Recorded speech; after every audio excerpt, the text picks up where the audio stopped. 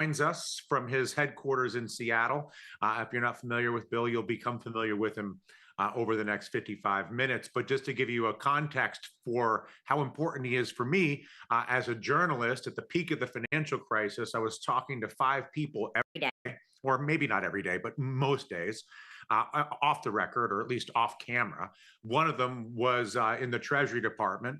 One of them was actually 2 of them were in the Treasury Department. One of them is now a Fed governor. Another one became the head of the SEC. Another one was Carl Icahn, who was managing, whatever 60 odd billion. Another was a gentleman who was one of the largest oil traders in the world. And then the man in front of you, Bill Fleckenstein, who is in my opinion, the most intelligent, well-informed point of view on rates, the dollar, and markets that exists in this world, and does do a lot of talking, which is probably the first sign that he actually is humble enough to know that he doesn't know a lot of the time, and so he just worries about trying to do things. I had Guy Adami here the other day, Bill, and I was just saying that the first sign of sort of quality is if you're willing to admit you don't know. So anyway, it's nice to see you. Thanks for coming out and making a rare public appearance. Well, it's even better to see you, and there's no way I can live up to that billing, but at least not. I'll try not to fall on my face. Well, I mean, I think it's important just contextually, because you and I were friendly before the financial crisis. We really became friends during the financial crisis because of the sort of pressure of that situation and mutual sort of interest in navigating it. And during that entire time, you were not alone in saying this, but I'd say, Bill, how do you solve this? And you'd say, well, you need a reset. You need to do a full reset. And I'd be like, well, what does a reset mean? And all these things. And then they would come up, they would do TARP this, or the commercial paper funding facility that, or the layers of things. And you'd say, oh, well, they're kicking the can, they're kicking the can, they're kicking the can. And they did. And they kicked the can. That's all they did. That's all they did. All they did was kick that. That's exactly where I'm going. So they didn't do anything structurally. They didn't deal with the leverage. They didn't deal with too big to fail. They didn't deal with governance. They didn't deal with anything. They just kicked the can. My opinion is that both the emergence of Donald Trump as a political force, and for that matter, the support of Bernie Sanders as a political force, was largely fueled by the unresolved resentment of the political alienation from that can kicking. And I don't want to sort of not expecting you to sort of wade into the political discussion, obviously, but I am curious, do you think it's incorrect to connect the way that the financial crisis was resolved with the increase in political extremism and frustration in the country since? Well, I think for sure there is a connection, because there's a lot of frustration. I'm going to leave out the extreme politics. Okay. I'm going to talk about how the economic and financial pieces of the equation work through the average person, and that may affect their political affiliation because of who they think might help them. Okay. So in the financial crisis, what we did not get was, we did not hold anyone really accountable for the things that they did wrong. You could take a look at many of these CEOs who signed financial statements, which in hindsight were fraudulent because of the SIVs off the special investment vehicles, where they held a lot of that garbage off balance sheet, and they didn't get prosecuted. And it seemed like the bailout was for Wall Street. And so if you weren't part of that club, you had to feel a little resentment from it.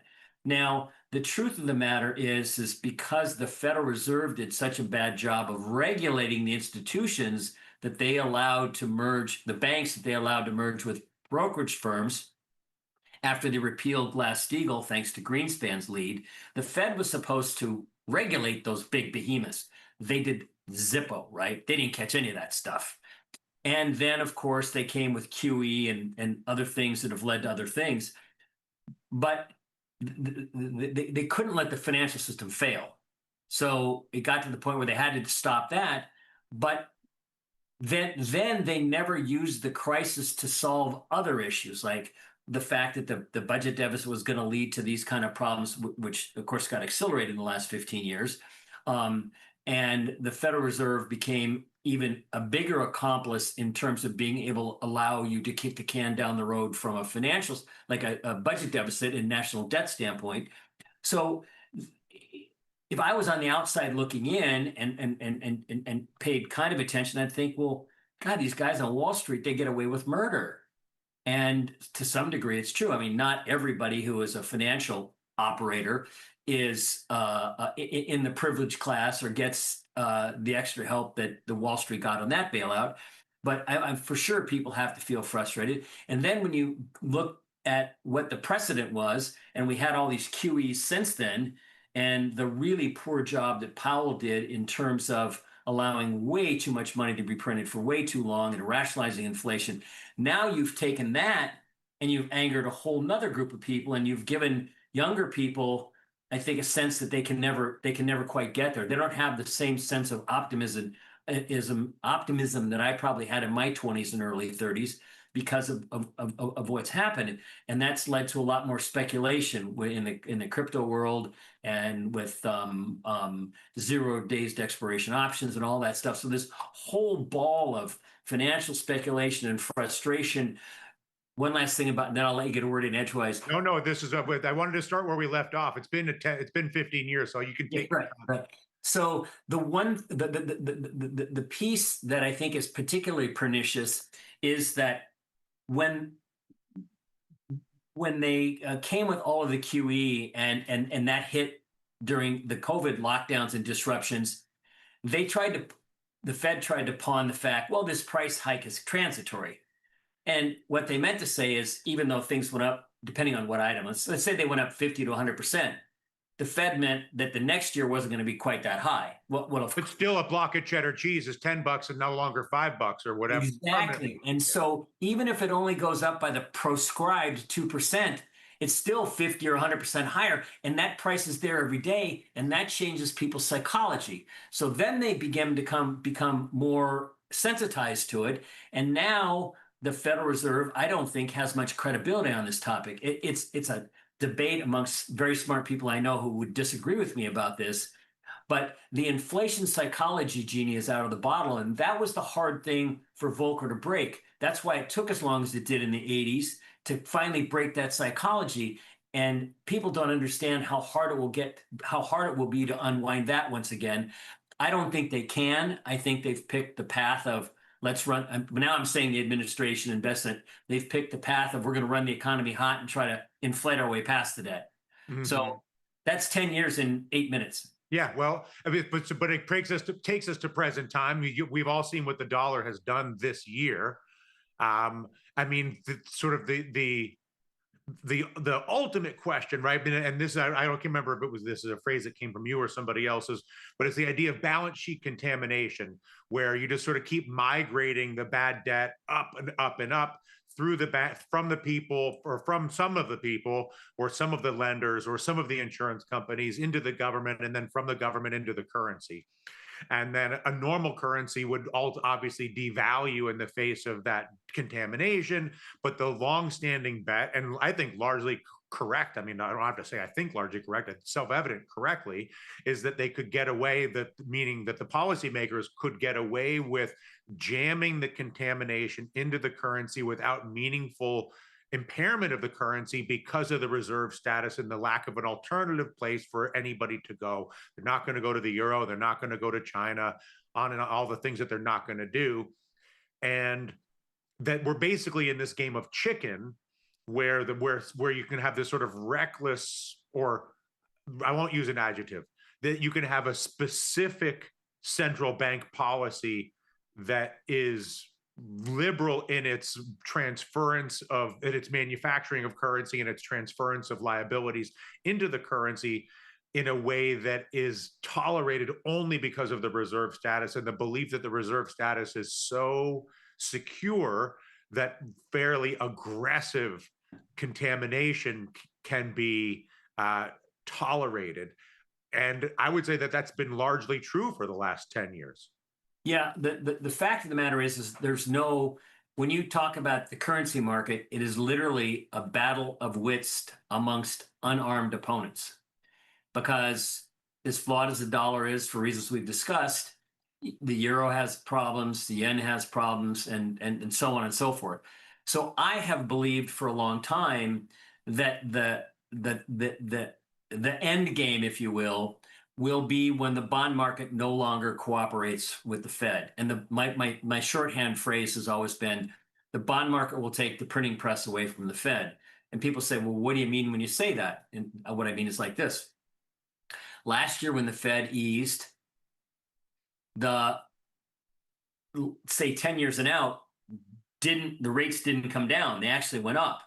And people rationalize that for a group of different reasons. And then eventually the election came along. There's been all kinds of action. Obviously Trump is trying to get as many friendly Fed governors on the Fed as he can. And their plan will be to lower rates, run the economy hot, try to grow our way past the deficit. I'll be nice and not say inflate our way past the deficit. And that's one of the reasons why they're now allowing the banks to lever up on the short end to try to have buyers for the debt. But what I think is going to happen, I don't know if it'll happen this time, but one of these times the Fed's going to cut rates, and again, say 7 years out, 10 years out, 15 longer paper rates will go up. The curve will steepen, and the bond market won't cooperate with the Fed. That's never really, that hasn't happened since before Volcker. And once that happens, that's the contamination I think you're speaking of. Mm-hmm. Sure, we can get some weakness in the dollar, but for the reasons we said, it might not be the most obvious problem. But it's not the currency, that it doesn't manifest in the collapse of the dollar. It manifests in the inability to reduce rates. To get market rates, the long end. 10 years out. Yeah, they won't play ball. And if that starts to happen, then we'll probably get yield curve control. They'll take a page out of the Japanese book. The Japanese, for those who don't know, monetized about half of their debt. Their debt to GDP was much higher than ours, but they've monetized half of it. Now they just haven't wanted to raise rates. So I think what your yield curve control will happen here too.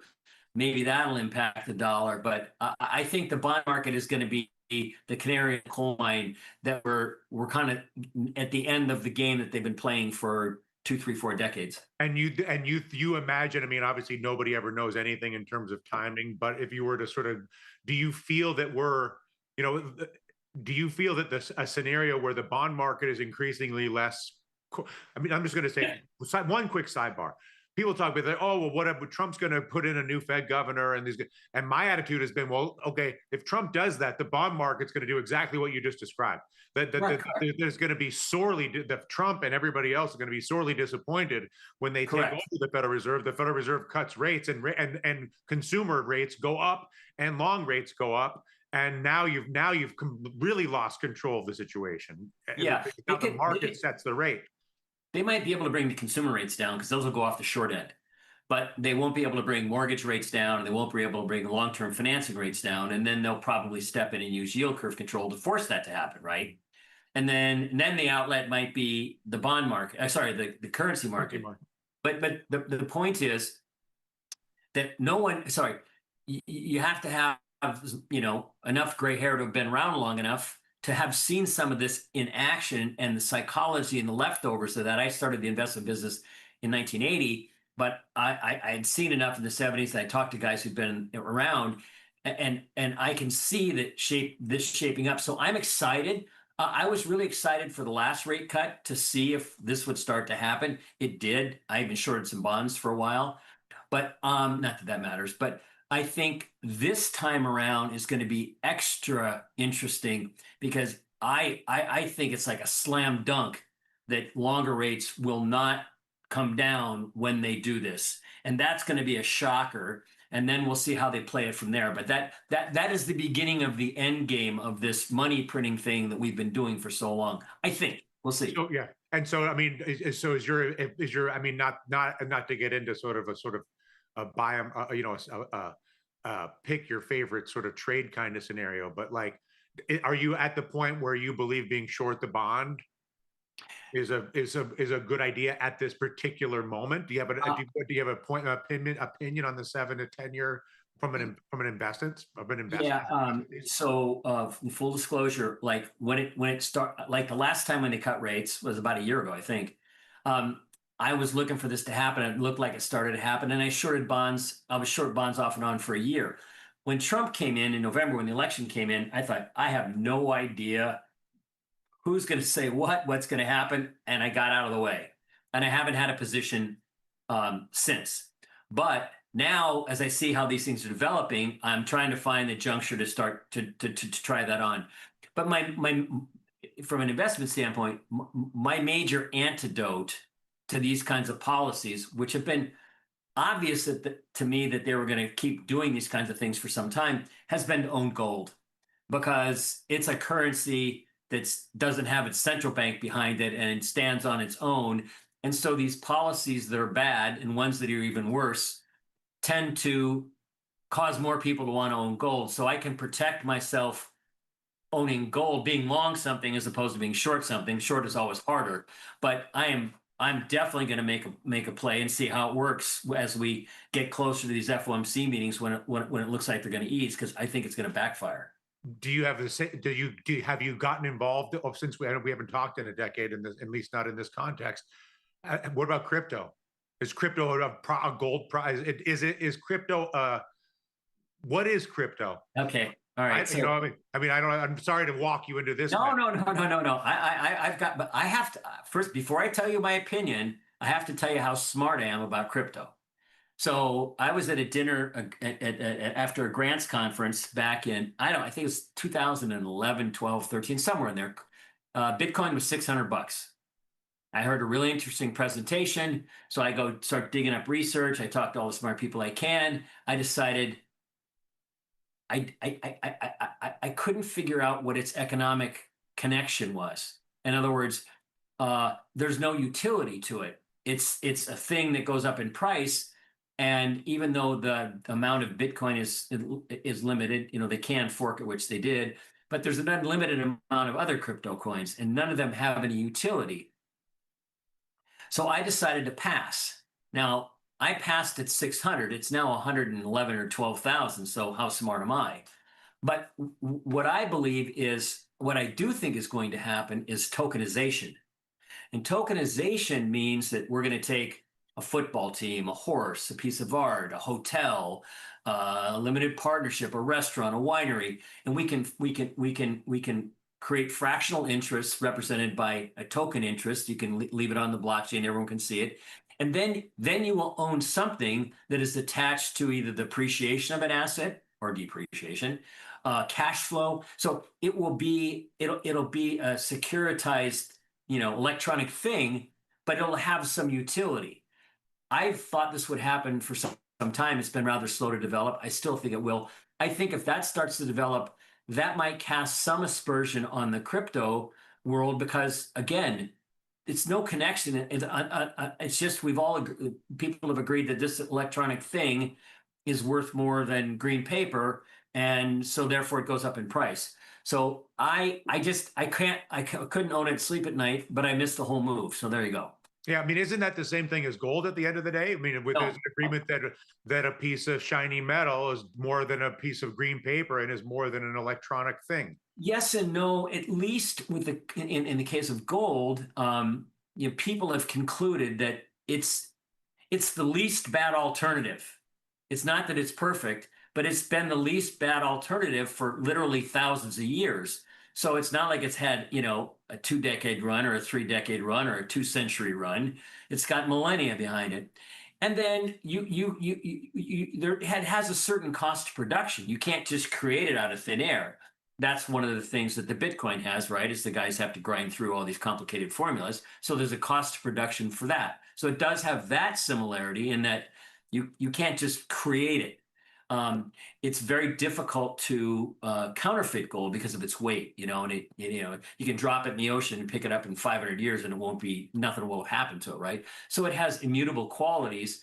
And so Yes, but it has an aspect of people have to agree that okay, this is the thing that we think it is, and now in the last decade or so, the Chinese and this. What's interesting is the world central banks, normally guys that I'm kind of I castigate often, have decided that they'd rather own it than just dollars. So we have I can make an investment case, the long-term weighing machine, and in the short run, we've got the voting machine from the Asians and the central banks. Not so much North Americans. It's not the speculative interest in gold is quite low right now in terms of futures exposure, and you can see in the way the ETF hasn't really had inflows in the way the mining stocks trade.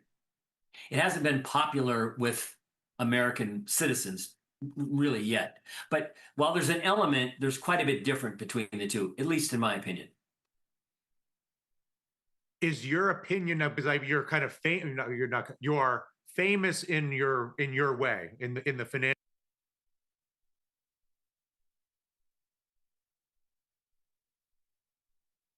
specifically Greenspan, but in general, just the sort of permissiveness of the central bank and the sort of just the increasing irrelevance. And you're probably not familiar with it, but Tom Sosnoff, who is the founder of the network that we're talking on, is also famous for maybe for different reasons, maybe for the same reasons, for basically saying the Fed doesn't even matter, that the bond market, that the Federal Reserve basically just follows the bond market, that it's an illusion that the Fed leads the bond market, that the Federal Reserve actually follows the bond market. Anyway, whatever the explanations are, I'm curious what your opinion of the central bank is today, and if it has changed at all from 10 years ago or 20 years ago. Um, uh, okay. No, it hasn't changed. It's only gotten worse. I'll come back to that in a second. I would argue that I think he's right on his premise, but I think I would agree with his premise if it was this: the Fed should follow the bond market, but the Fed's trying to lead the bond market, and it thinks it can, and it's gotten away with it, but it's about to find out that it can't. I think he and I would agree more than disagree about that. The Fed has, but the cumulative effect of their mistakes and the increasingly larger volume of the mistakes has gotten us to a very bad point because it has the reset that we should have had after '08, where we should have done things about, okay, look, we almost all died here. Let's all chip in and give up something, and let's put ourselves on a sound foundation. We're going to means test Social Security. We're going to take, we're going to take a little something from everybody, and we're going to get the deficit down. That we're not going to spend as much crazily. We'll incentivize natural gas vehicles or all kinds of things. And we almost did the exact opposite. We did none of that. We set up nothing. So what the Feds and all the monetization, that like 8 trillion on their balance sheet, I mean, the national debt at 37 trillion is not nothing. But when we went from, call it 15 to or 13 to 37, 7 of it got bought by the Fed. So their monetization has helped the can kicking and the mentality in Congress. Like, they don't think they have to do anything about anything. So they're the only ones that can fix that problem.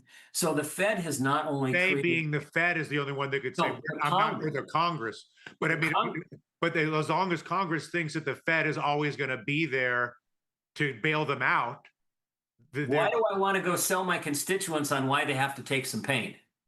Right. And if they couldn't sell them on taking some pain in '08 when people were scared out of their minds, you can imagine what the next crisis is going to have to look like. We're going to have to do this. Now, they're going to try to inflate their way past this. I'm dubious as to whether or not they'll be able to pull that off. We'll see. I mean, I'd like it to all work that way. I wanted to give them benefit of the doubt, but we didn't take long to find out how hard it is to actually cut spending. I mean, you got these guys going in there to do heroic work at Doge, and they got attacked.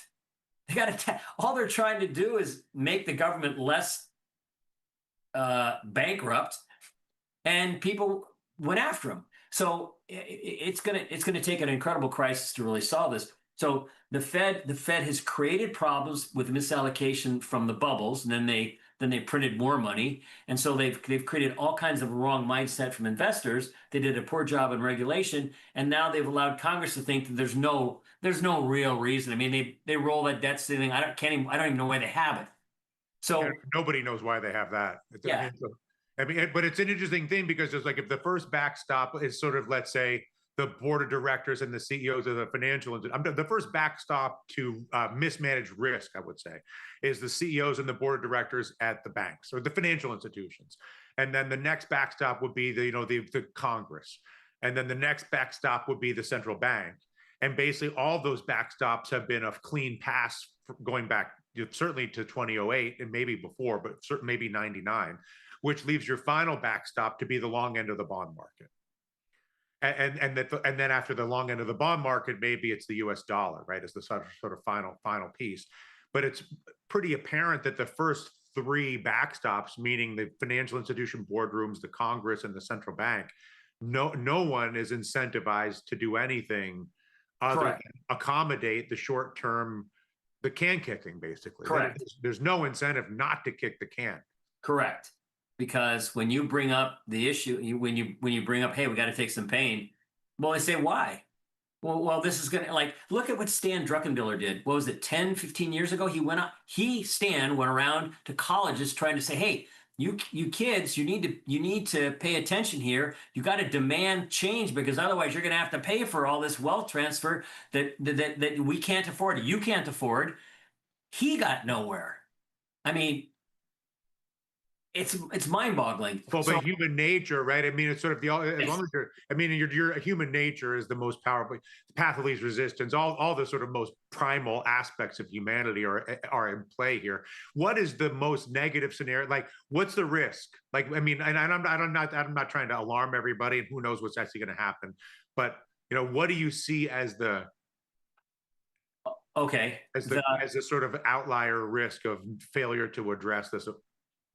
There are two risks, two big risks. I mean, big risks that are not really timeable. So the first one is, if the Fed loses the ability to monetize and come in and try to clean up the accident, like I'm postulating, that's a real risk. Because now, if that happens and the economy stumbles, or the stock market has a bad break, and then the economy stumbles both, and they can't really ease because people are still worried about, yeah, this is happening, but there's still inflationary pressure, then you don't have the safety net underneath you that everyone presumes that you do. That's one. That's a big one. That probably has a slow fuse. The other bigger risk, which has developed since the last time you and I talked about business in any serious way, has been the development of the passive bid. What do I mean by that? And the guy that opened my eyes to this, and you really should talk to him, is a guy named Mike Green. He's really smart. He's a great guy. And he opened my eyes to this maybe 5-6 years ago. What has happened is that there's been an ever increasing proportion of market share activity that is done on a daily basis by Vanguard and BlackRock. Why is that? Because corporations have these target date plans, and you go to work at a corporation,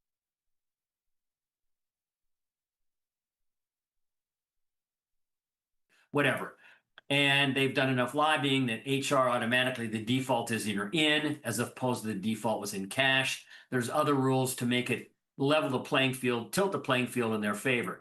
So we have a situation now where that passive bid, and I'm not talking about ETFs, I'm talking about Vanguard has cash because the companies are sending in contributions for their employees. They say, I have cash, I buy. I need cash, I sell. I don't give a shit what the price is. And so when Jack Bogle came up with the idea originally, the idea was the collective wisdom of the market over time gets it right and it does well, and I want to participate in that. The problem is when you get to 40 or 45% where we are now, or higher, depending on how you measure it, you are now setting the price. You are one giant voting machine who's put its thumb on the scale. Why does that matter? Well, it's because of the way they market cap weight their things, that they have to buy more. The things that can kind of organically and through other speculation can get pushed up in price, let's pick Nvidia, they have to buy more. the more it goes up, the more they have to buy because the weighting increases. So they have to buy more to keep the weighting, and it goes on like that. It becomes a virtuous cycle in terms of price appreciation, whether it's virtuous. I use virtuous in the sense of, yeah, I get Sneer it. Yeah. quotes. Yeah, Yeah. exactly. And as a consequence of that, there are other strategies that have evolved that kind of are in the slipstream of that momentum-oriented things, and they're structured products that are taking advantage of the fact that this has caused volatility to get dampened, and there's a whole lot of mechanical strategy. So you have this mechanical robot that's at work every day, buy them, buy them, buy them, buy them, buy them, buy them, right? And so the market isn't human emotion. You can remember how wild emotions got in '08, right? That's human. That's raw human emotion. That's what drives markets. Except you've got this passive robot that's in there every day and saying, "I'm buying them. I'm buying them." So why does that?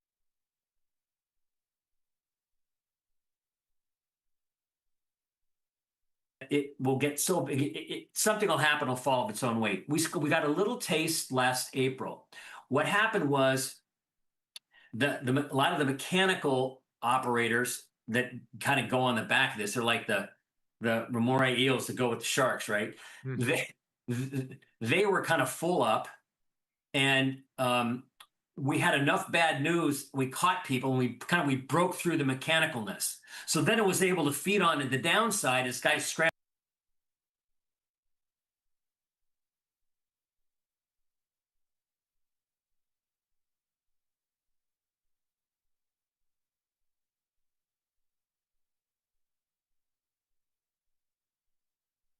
flow of the passive robot who gets to come in every day and buy them.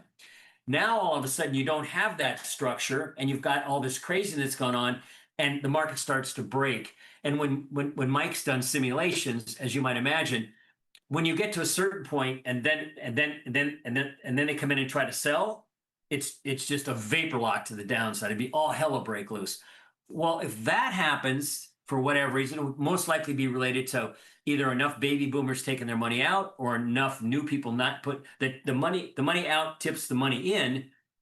Then you could have a market crisis at the same time the Fed's already been lost their credibility. That's how you get not to an '08 kind of a thing. It's more of a market induced '87 kind of a thing, even though that was false. That's a false reference point because that was a function of program insurance. But the similarity is in portfolio insurance, not program insurance. Portfolio insurance was they had to mechanically sell on the way down to delever if you'd hired them to do that. Vanguard and BlackRock, there's no discretion in their selling. It'll be the same exact thing. Because you're saying the robots will liquidate even faster. There is no the same way that the robots are always buying in the scenario you're describing. That's why you get a combination of a free fall in equity prices at the same time that the Fed has lost credibility to intervene. That's how those two worst case scenario. Yeah, that's how the two nightmare scenarios intersect. And so it's like the shark latent hurricane. Right. And you have to go out in the water. Yeah. So the passive bid is something people need to be aware of because they have to factor it in what they're doing. They have to, as Mike Green likes to say, you have to understand the rules of the game you're playing. They might not be the game you think you are playing.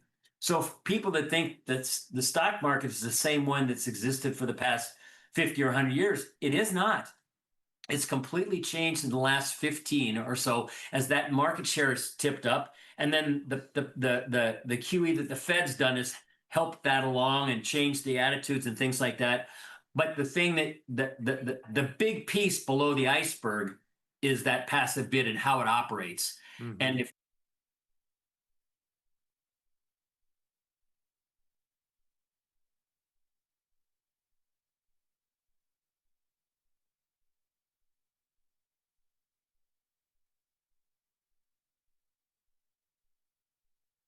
circle back to something that's even, I'm not going to prioritize. It's all sort of a high priority discussion. But I feel like, because you're not the only person, Chris Vecchio and Ilya, who are the two, Ilya Spivak, who I normally sort of host this discussion with, they were talking about yield curve control. Is they agree with your assessment, which is that the bond market is likely that there's a higher chance than ever that the bond market will not react the way that the Federal Reserve would like at the long end, and that if and when the bond market does not react the way that the Federal Reserve or the president would like, that the next step in that is yield curve control, a la Japan. Yeah, yeah. Um, And also, my retort to that is, I don't see how they can get away with yield curve control without really creating a currency problem, like that this really compromises the credibility of the U.S. financial markets at that you point. want me to sell it to you? Sure. So they'll say, I mean, because Scott Besson is not a dumb guy. He's a very smart guy, and he knows. They'll say, look, I know your hair's going to be on fire because it sounds like we're monetizing bonds, and that's not good. It's going to lead to inflation.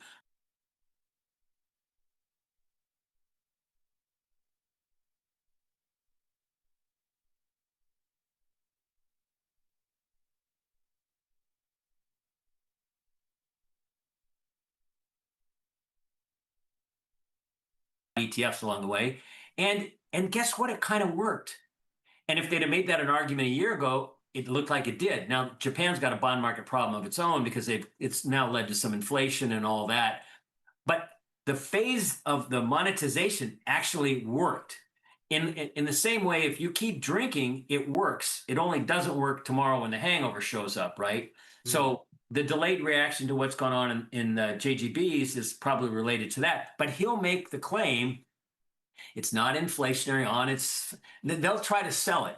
And if they do enough of it in the beginning, they might be able to hold the bond market in place and say, see, it didn't. And you don't think that, I mean, because the dollar already had a big swoon here in the first half. I mean, the dollar proved that it can get weaker. Yeah, Materially weaker. Yeah, and if the Japanese started raising interest rates, then the yen will really move, and that'll matter too. But what I'm saying is, I think they'll try it because I think what they've concluded is, look, we tried talking about Doge and austerity. That lasted 5 minutes. We have no choice. If we have no good options, I'm gonna give you the patriotic case for the policies that I already told you were bad. Look, there's no way out. So we can slam on the brakes, cut spending, do all this draconian stuff, and eventually we'll come out the other side after a 3 or 4 year recession. No one's doing that. So what we've decided to do is we're going to try to grow our way past this debt. And here's how it's theoretically possible, and here's how come it won't hurt, and they'll try to sell it. And so I think that you could almost have a patriotic view that, look, this is a bad outcome, this is a bad path, but it's the least bad path. I think that's what they'll say. Right. And if you phrase the argument that way, I would say, yeah, that's probably true. However, the long-term impacts of inflationary policies are usually more pernicious than just taking the pain. If they'd have done the right thing in 2008, we could have been set up for the next 30 or 40 years, right? So it's all the path they picked is also easier. Now, of course, Trump didn't control Congress. So I'm not saying they could have done if they made us king, you and I, king and co-king. He said, okay, look, folks, this is going to hurt for a while, but your kids and grandkids are going to be better off, and you got to bite the bullet. We're going to go through the hard times and all that. We could come up with something that we'd be better off down the road. We'd never be able to sell that package to anyone, right? So that is the reality. So it's almost like I can live in an ivory tower and say, well, they should do this, and they should do that. But they definitely had a terrific moment in 2008. And I think the Obama administration should be criticized for doing zero with it. I mean, I gave plenty of criticism to the Fed along, but they had the administration then. They had the moment. They had the guy. He was a great salesman. They just didn't prioritize this, right? And in the interlocking of finance and politics, I look at it this way. My view is you have to have a sound economic engine. If you have a sound economic engine, you can throw off capital and things like that. And then you can take that money and try to do good works and fix the wrongs for the people that got left behind and had bad luck and do all the things that you want to do if you're a good person. The problem is, I think some people, they only focus on the second part. We want to do all these good things. and they don't realize that sometimes their approach to those good things destroys the economic engine. And if you destroy the economic engine, you got nothing, right? Mm-hmm. And that was, I think, that was the mistake the Obama administration made. They got too focused on what they want to do and didn't understand. Hey, wait, we can do even more if we fix this problem here. But they missed that chance, and that was the last good chance I think we're going to have. Artificial intelligence is something that obviously is the sort of now the conversation, the dominant conversation for all the obvious reasons. You can go at this many ways. Obviously, nobody knows anything other than we all know one thing, which is it's here and it's going and it does, it does a lot of things. Yeah. We're all impressed by it. And every day, anytime you use it, you're more impressed by it. No one, I don't know anybody that's using it at this point that's not this, increasingly impressed by it. If you weren't impressed by it a year ago, you come back to it, you're like, oh, wow, all those things. Then you kind of get into the speculative piece. Okay, well, what does this mean for the labor markets, particularly all the entry level jobs? Entry level accounting, entry level programming, entry level, and all the sort of entry level white collar, entry level legal, all that where you get, people are like, okay, well, why do I need that first layer of labor? I'll now use the robots for that. I'll have senior talent manage robots instead of senior talent training young people.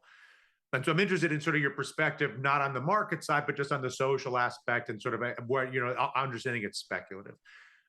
That's one sort of world of discussion. And then the other world, which is sort of the comparisons between the market's behavior right now in the context of what we saw in 97, 98, 99, with all the names I'll use Sun Microsystems, but it could be WorldCom, it could be Lucent, it could be AOL, blah, Oh blah, yeah, blah. yeah. And you can start either way, but one compare this to the late 90s and from a market perspective is one Okay. interest, and then the other is, the humanity. Yeah. Okay. I understand the question. First of all, your point was you did an excellent job, I think, of setting it up in that there are things that it does that are time saving and it's going to cost some levels of jobs. But people need to keep in mind, though, is it's not magic and it's not people thinking. What it is the evolution of hardware and software that's been taking place for the last 50 years. For instance, I programmed computers in the late 70s, and I worked on this room-sized computer. And even back then, we had parameter-driven programs. In other words, that's our. I could put a parameter in a program, and it would cut some code for me. So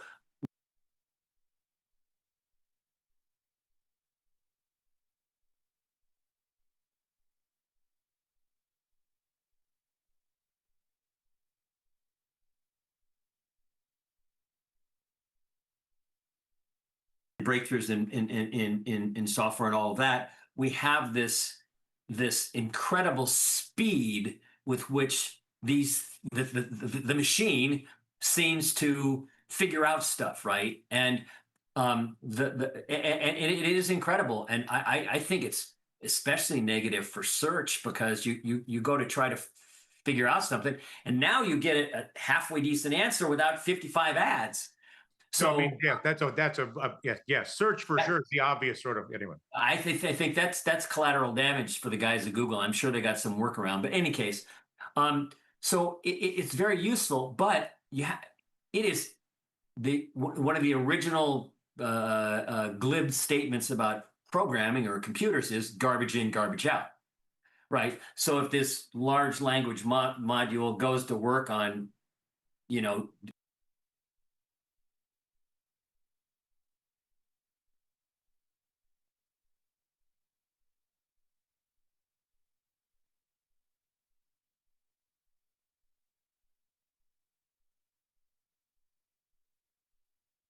himself, and they asked about himself, Fred Hickey, and he found out that he was dead. The thing said he died a year before, right? So there are going to be serious ramifications. I don't pretend to know them all, and you ticked a lot of the potential negative ones who might be hurt by this. We can see how we'll all be helped, but from a speculative standpoint, this is, I think, a bigger potential bubble in terms of misallocation of capital than what we saw in the internet tech stock craze of the late 90s. Because here's the problem is I didn't know we were going to talk about this. I don't have data at my fingertips, but I got the scale of it right. The people that are making the money in the AI are the people selling the picks and shovels to the prospectors, right? And the problem is there's been all this massive amount of capital spent to build this out in terms of data center, whatever you want to talk about, and there's no real ROI yet. No one's figured out how to monetize this. And it's been a while now. And at some point, some of the amortization charges that Microsoft or some of these companies are going to have to take are going to be real drags on earnings. And I think that's why you've seen some layoffs at Microsoft that may have been packaged to look like, well, this is a consequence of AI, but it might be the fact that they've got to cut spending to some degree. We haven't seen very many real negative stories. So I think from an investment standpoint, it's extremely dangerous because the premises, I think, are unlikely to come true in a way that will justify the stock prices. And particularly if you're an investment in a company who's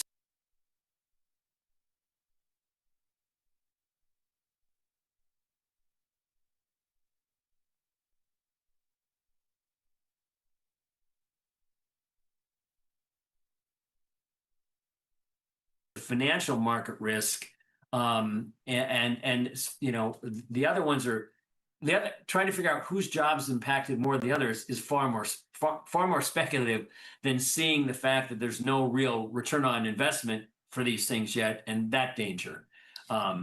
Do you have any insight? Because I know you've have spent decent parts of your investment career shorting things, one period, which is something that Tom, who I've referenced, has also spent a decent amount of his time short things.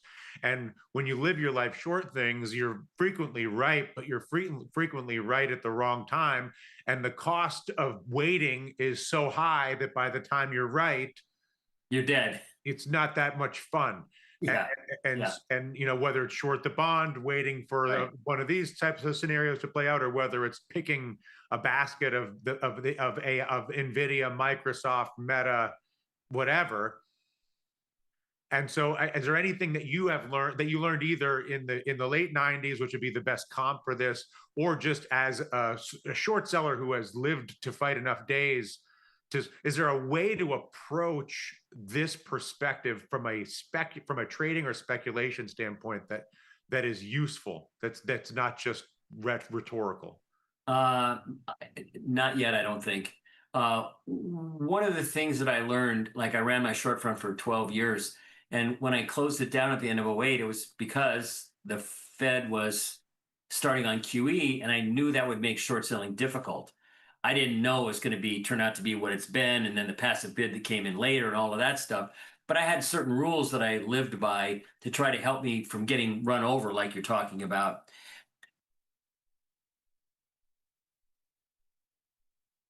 Harder than it used to be for some of this mechanical stuff that I just told you about. And when you're in a monetary easing environment like we're in, even though the bond market may decide it doesn't like it, you have to be extraordinarily careful about ideas that foment people's imagination, because they can go anywhere. So I wouldn't even consider shorting. I've been short next to nothing for a long time. All I've basically done is hedge some of my long exposure and other things to protect myself against the market. I think there will be a moment in time, and I'm planning on trying to capture it. What exactly I'm looking for, I can't say. You got to factor in this whole passive stuff and mechanical stuff I talked about. Then, I mean, my dream scenario, if I was going to try to sketch a moment in time to go after this stuff, would be if Trump says to Nvidia, okay, you can do whatever you want in China, because right now that's kind of holding them back. And then you'd have a frenzy of epic proportions. If we did that into Fed easing, you might have a setup there where you could take a shot, figure out I'm going to risk this amount. If it doesn't work, I'll come back another day. That's the only way you can approach it.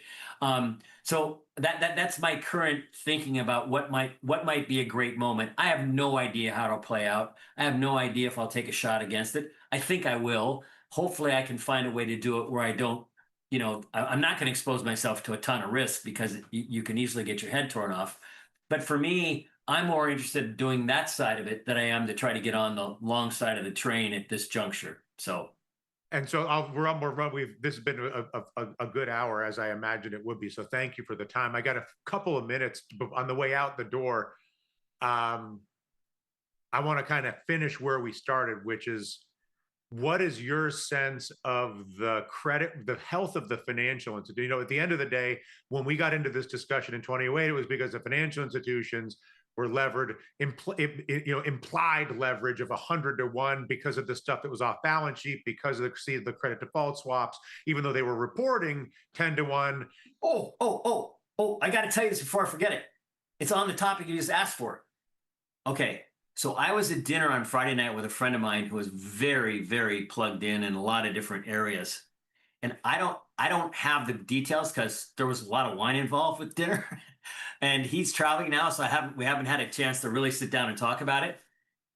There are I'll leave the names out because I don't have everything exactly correct, but there are entities that are trying to raise debt, like debt packages against data centers, like raising 20 and $30 billion with no recourse. So that would be like, I So, got to be clear, you're saying that basically somebody's saying this data center that's underneath an AI super farm or underneath Amazon or whatever it is I want to raise basically money specifically for my data center. I need to borrow 25 billion with no lending. no recourse. You're long the data center as a lender with no alternative. Correct. Correct. And he And said, but the point is that the financial institutions are granting those terms, not just that yeah, they're I don't think it's going to be the financial institutions this time like it was last time. They're in pretty good shape, and I think they're not going to be. I think it's private credit that's doing this. Again, I don't have all the details.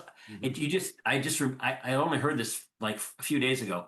But like standalone facilities, so there could be, and they're setting up special purpose vehicles to do this. Now they could end up in the banks. What I asked my friend was, let me know when they're trading credit default swaps on these things. Anyway, so that's a story to be continued. I don't know where that's going, but that's going to be interesting. And that's all part of the speculative frenzy that you were talking and about. also just sort of the health of the institute, the Yeah, health of the credit markets and the degree to which we're just over levered. yeah, but this time I don't think the credit problem is going to be the banks. I think the credit problems are nestled away in PE firms and private credit thing. It's all there. It's not necessarily in the banking system. At least not right now. I don't worry. I don't spend any time worrying about the banking system right now. What do you worry about? What are you the most worried about? That's my Well, last question. yeah, I What's mean, top of mind as a point of concern, and what's top of mind as a point of optimism? Like, what do you like the most, and what do you pass a bid and when that wrecking ball is going to happen, and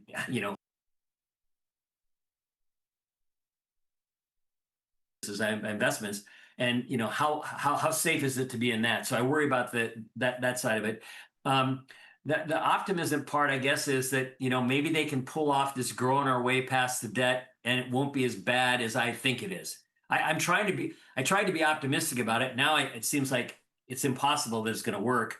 I hope it works. I don't think it can. So I'm preparing for the worst and hoping for the best on that score. and do you have a bond market opinion over the next 2 months, 3 months? Well, I'm going to wait and Trading see. perspective? As we get closer to the FOMC, I'm going to find a juncture and put on a bond chart and see how it works.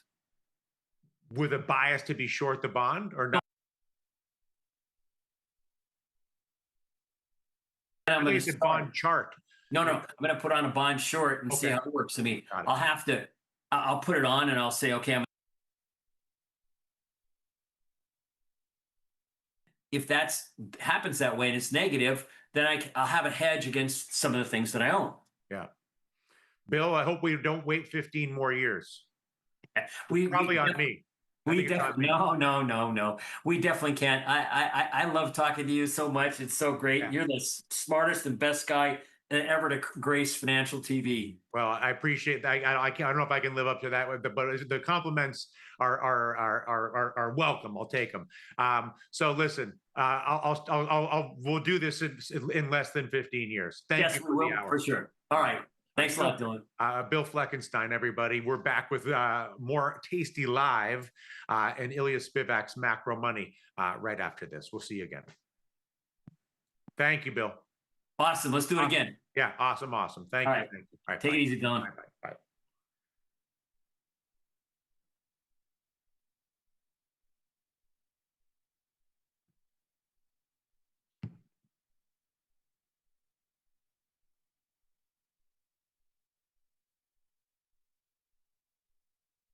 The market doesn't stop. So why should you?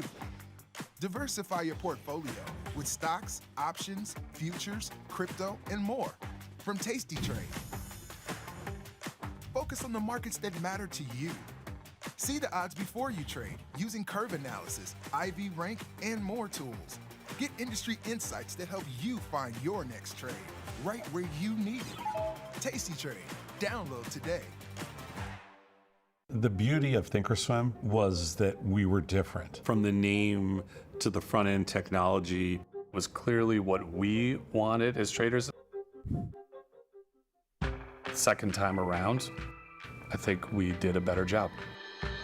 Yes, we are known for our ability to support complex derivatives traders, but we also have the tools for somebody who's brand new who wants to come in on the first floor and work their way up to the top of the building. The amount of time I spend interacting with our customers via email or anything else is pretty much my entire life. To be so powerful and so valuable, and then to be that approachable, just amazing. Where else are you going to be able to email a CEO, get response back? But you know what? Before he even knew who I was just some idiot trying to learn how to trade. And he still would email and help me learn and everything like that. Some people say it's nuts, some people say it's insane. You know, that's what I do.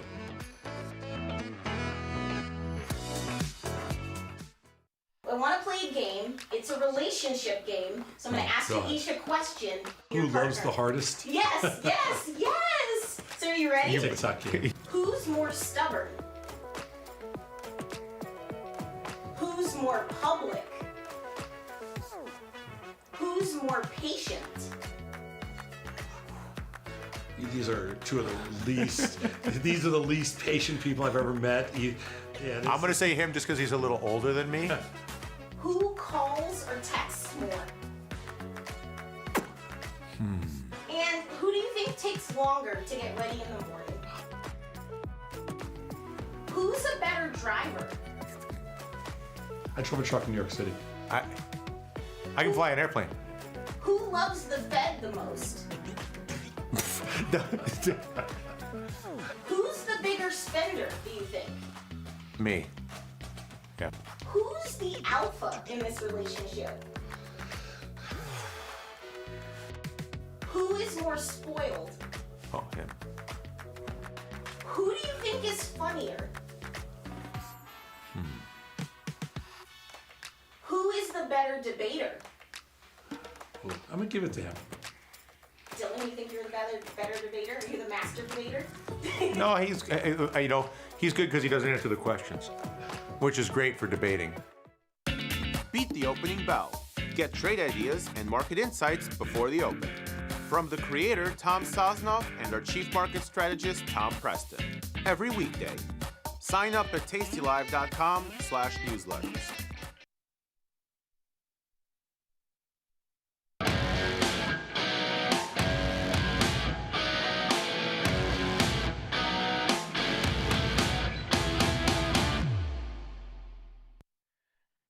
Oh, Nvidia, how you toy with us. The biggest company in the world by share in the S&P 500 reports results. Those results underwhelm. The markets don't like it, but they certainly don't take the sentiment hit. Now what? This is Macro Money. I'm Ilya Spivak, head of global macro here at tastylive, and we're going to explore what happened here and look ahead to the next inflection point in this story that is going to come at us to close out this week. And that, of course, is going to be the Fed's favorite inflation gauge, the PCE index. And of course, a very relevant part of the story here, because as ever, we are looking at a market that came into this week focused on the Fed and now looks as though we are going to be finishing the week in the same fashion. The story, of course, was relatively positive with that lead, but it didn't quite materialize that way this week, perhaps until now. Let's unpick what happened here first and foremost with this Nvidia report and why it did or did not give us a sentiment a lead, and go from there to see what could be approximating next steps here. So let's first take a look at these results. And we can see here, this concludes the so-called Magnificent Seven reporting period. We get slightly better than expected outcomes. We get a slight beat on EPS, we get a slight beat on revenue, but ultimately nothing controversial and nothing out of sorts.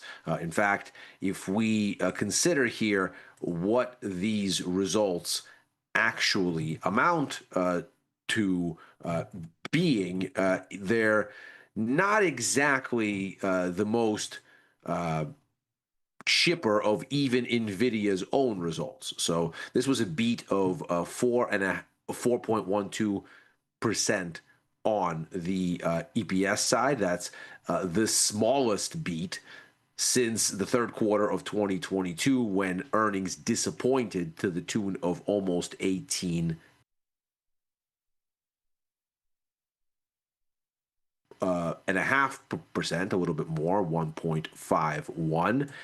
That was the smallest beat since the fourth quarter of 2022, when we only beat by 0.6%. So these are nominal beats, but they're not anything like some of the larger outperformance readings we've seen from Nvidia before. And as we discussed leading into this report, the other 6 of the Magnificent Seven here likewise beat on their results, some explosively. And of course, Meta is standing out here crystal clear with a 7.14 EPS against an estimate of 5.85. Clearly a massive gap there. In fact, the only one that didn't beat is Tesla, which narrowly met its EPS forecast. So we went into this having seen those beats already, and then having looked at how the markets responded, and concluded that the bar seemed to be relatively high for Nvidia to deliver results. We can see here the Roundhill Magnificent 7 ETF. There go the Google and Tesla results. We can see the grouping as a whole is basically listless. Then we get the results from Meta and Microsoft, and of course we just saw those Meta results in particular were absolutely off the charts, and so they get reported after the close. We get a gap, but then the markets faded, and faded some more when we get was the bar for these AI linked and tech stalwart names is high. In fact, we were looking at this subsequent rally in the market as a whole. There's that Mag 7 ETF. There's the S&P and the NASDAQ, and we've used the ETFs here, SPY and the Qs, just to make sure that we're lining up our data as cleanly and as analogously as possible. And so we have the reporting period right here. So you can see that this was from the 23rd through the 31st. There is that period right here from the 23rd to the 31st. And we can see that, indeed, we are listless. We fade Meta, Microsoft, and the last part of this reporting period. We then have this.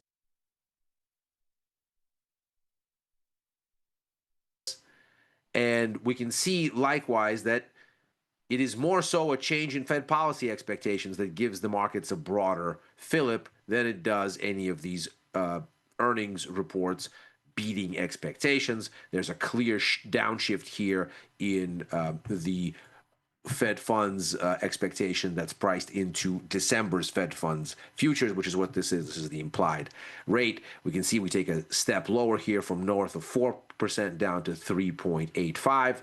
So this downshift here seems to be the catalyst until we get into the US CPI report on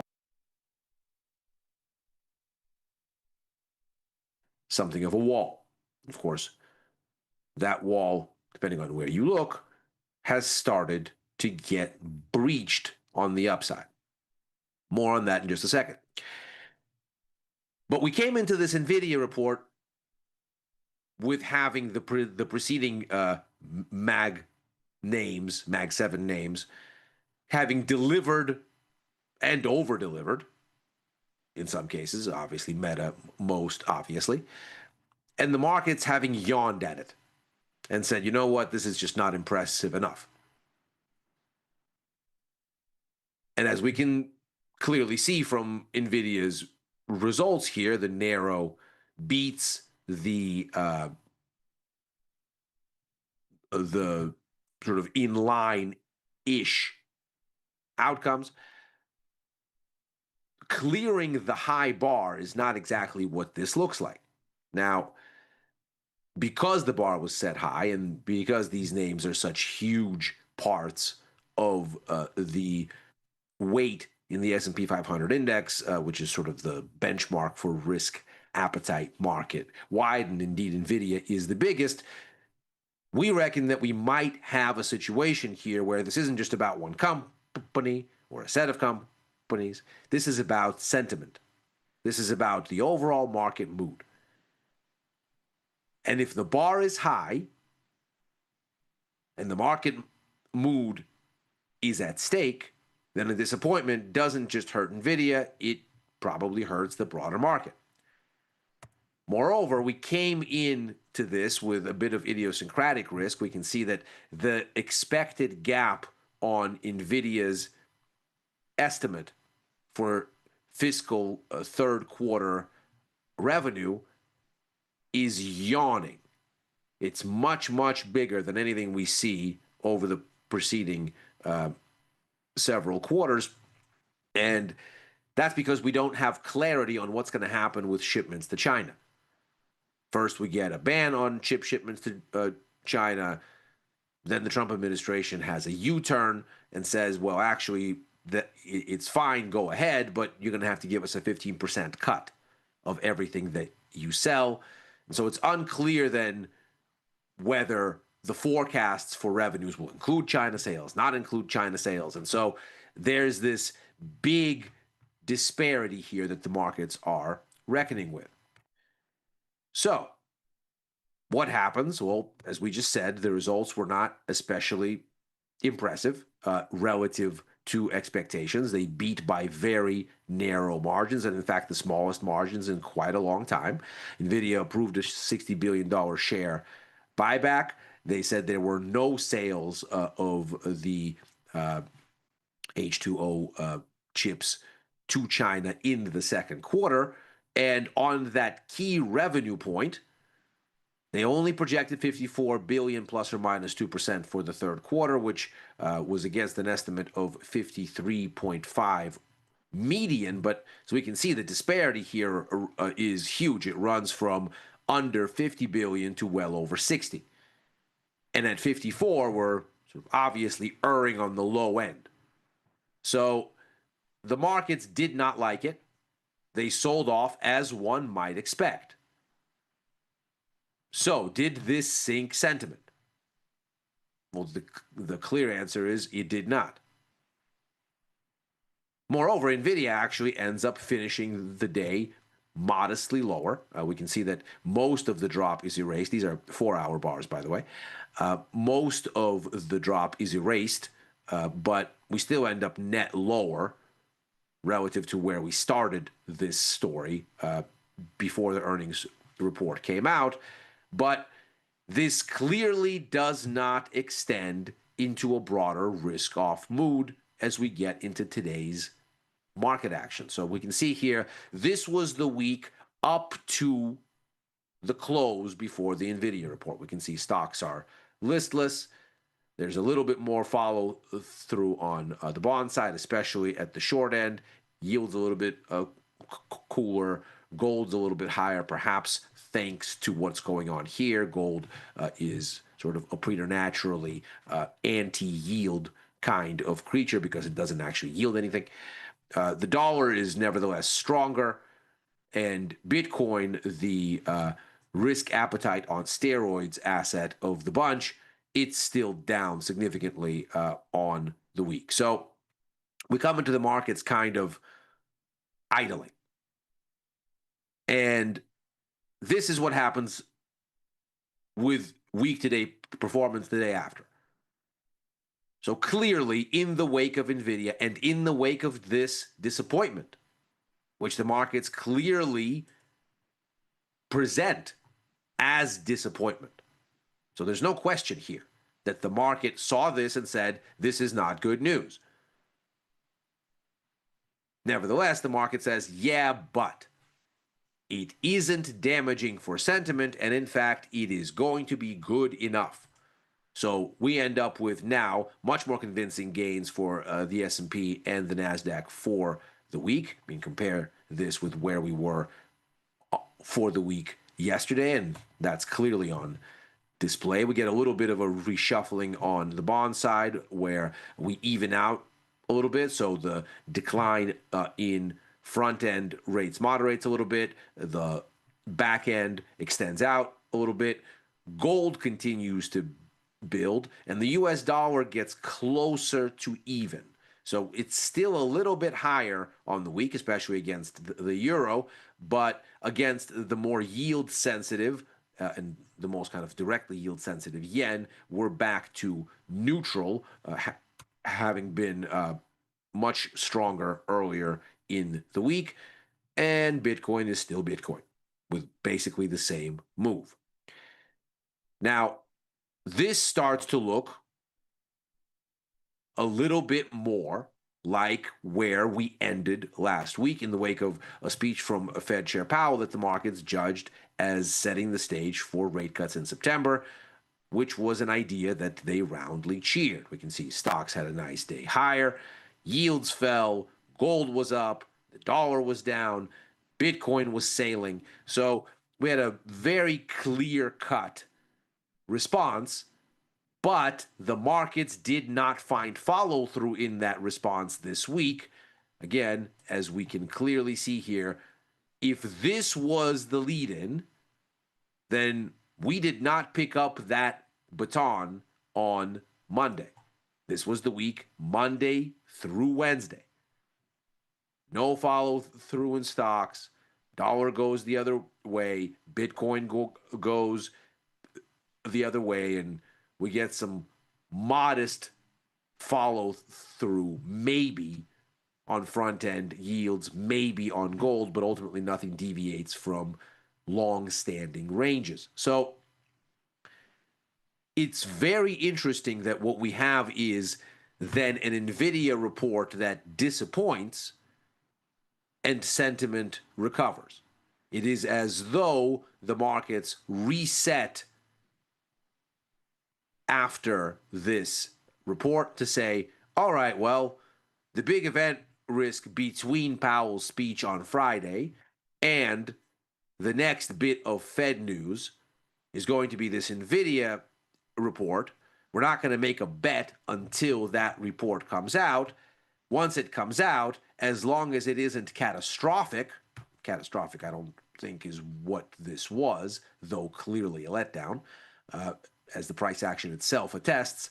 We end up with essentially getting back to saying, okay, well, that was fine, and we can get back to talking about the Fed. That, of course, brings us to the next inflection point.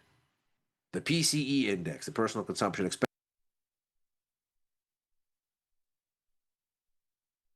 mostly anchoring policy around.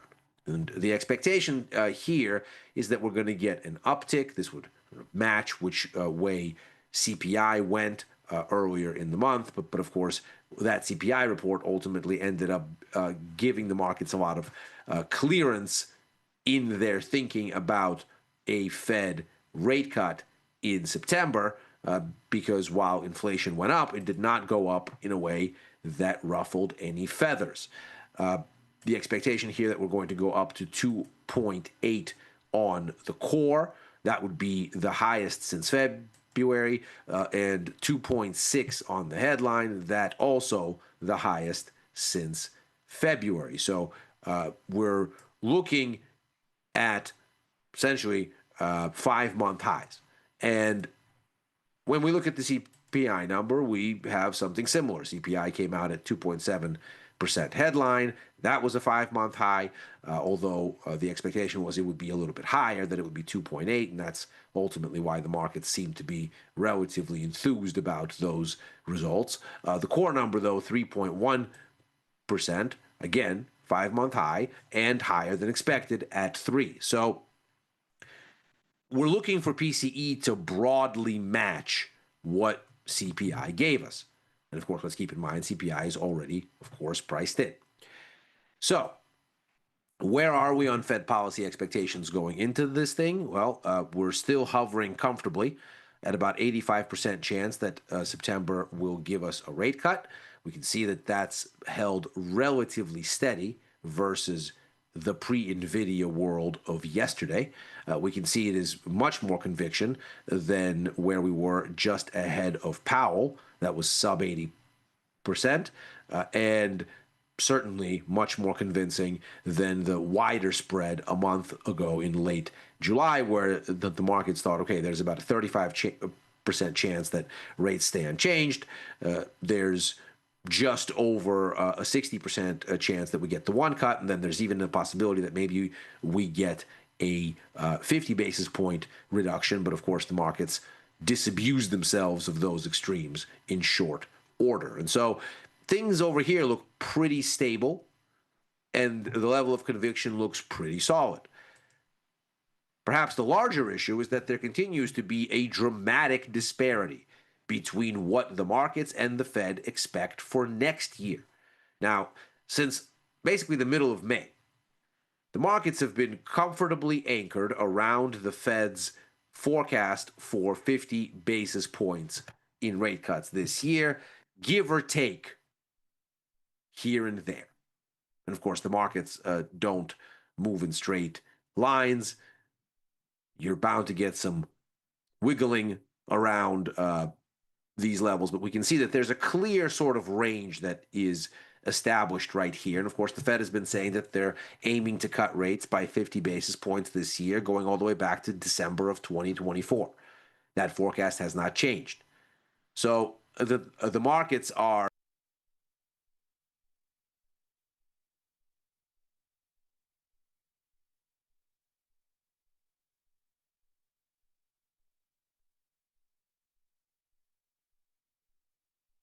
with Powell's speech on Friday last week that indeed we're going for this one cut in September. That leaves October and December for policy changes, and the markets seem to think, well, they've gotten themselves this far. This is about where we're going to land. The disparity is about next year. In its latest update of the forecasts here, the Fed said we're only going to do one 25 basis point cut next year, whereas the markets have only moved in a more dovish direction recently. and are now at 81 basis points for next year. So that means 3 cuts are all the way baked in at this point. So that's already 2 more than the Fed has owned up to. And then when we get to benchmarking what happens with a 4th move, because indeed we are here in excess of 75 basis points, which would be 8% chance that there is a 4th cut on the menu here next year. So the disparity between the markets and the Fed clearly continues to be yawning. And the markets are, of course, much more dovish than the Fed has owned up to, at least at this point. Of course, in September, the next policy meeting, we are going to have a revision of these summary of economic projections, readings from the Fed. So we'll see if they've moved any closer to where the markets are, let's say from 1 cut to 2, at least to show some direction, some movement in the same sort of trajectory where the markets seem to be pulling policymakers. So the bar, again, from a sentiment perspective and from a surprise perspective, seems relatively high. These PCE numbers would have to go a long way to telling markets that the Fed is prepared to make a shift in this much more dovish direction. They would really have to be very, very convincing on the soft side of expectations for the markets to go, yes, well, there is a 2+ rate cut difference between where we are and where the Fed is, but these numbers will surely shift them in that direction. So the markets are already so dovish that it would really take a very dramatic reading on the soft side to get them to move in some sort of a different direction on the positive sentiment side, to find follow through, at least from this as a vector. Now, of course, as we've just learned from Nvidia, the markets don't necessarily need for sentiment to follow this or that lead. As long as things are tolerable, the lead can be negative and the markets can shrug it off all the same.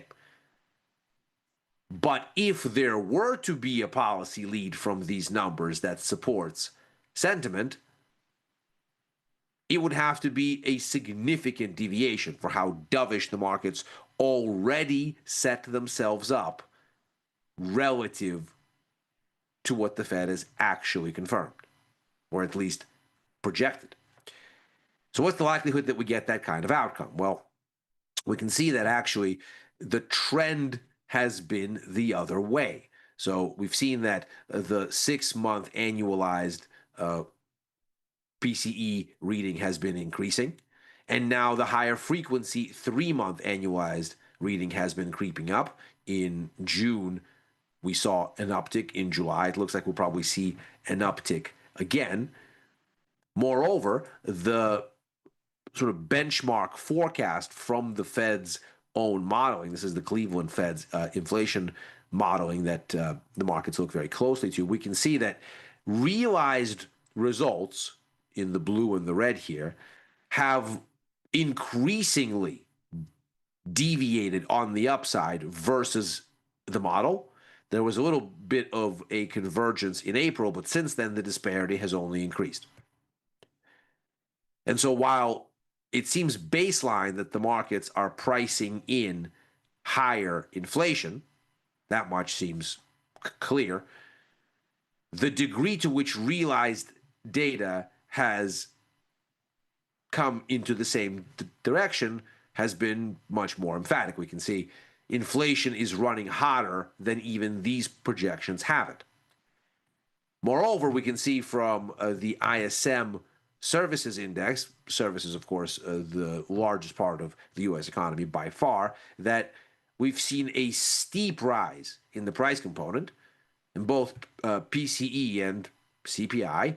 lagged 2 months behind this component would probably be expected to go up here, were this to hold. This is the big surge in what seems to be massively accelerating reflation, and we're just in the window for it here.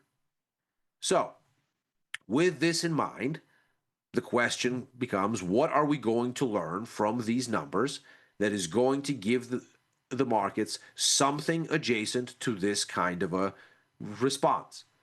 Risk on because easing. And the bar, again, seems very high, much as it did for a positive sentiment boost from Nvidia. That did not change that we still got a positive sentiment response, not because of Nvidia, admittedly, but in spite of it. Perhaps because the markets went back to where they were here and said, well, sure, the AI narrative may be getting soggy, but nevertheless, these rate cuts are coming. Let's reset for that world here. And so the key question for us is going to be, are we going to get anything from these numbers that we don't already know, having fully, or at least certainly for the most part, discounted a September cut? So these numbers wouldn't tell us anything different on that front unless they wildly deviated. And are they really going to change anything in this disparity in a sentiment positive way for markets that want rate cuts? Probably not. And so the question then becomes, are traders prepared to just close their eyes and keep the rally going? Or will we finally get to a place where this market will have run out of sentiment positive catalysts, or at least sentiment positive, sentiment devoid of catalysts, or refusing of accepting them? And that we're going to have to find out as the week closes out. This is macro money for this week. We are, as ever, here Monday through Thursday, right after overtime, show I co-host with Dylan Radigan and Chris Vecchio, looking at the Wall Street close and where things may go therefrom. We return on Monday next week. Back to regular scheduled programming, Mondays and Fridays on Futures Power Hour with Chris. First call next week is going to be on Monday with Chris and Tom, a day later rather than Sunday, because, of course, the Labor Day holiday is going to keep things offline. Still writing for the news and insights portion of tastylive.com as ever, and commenting at Ilya Spivak on the platform formerly known as Twitter and on Blue Sky. If you want.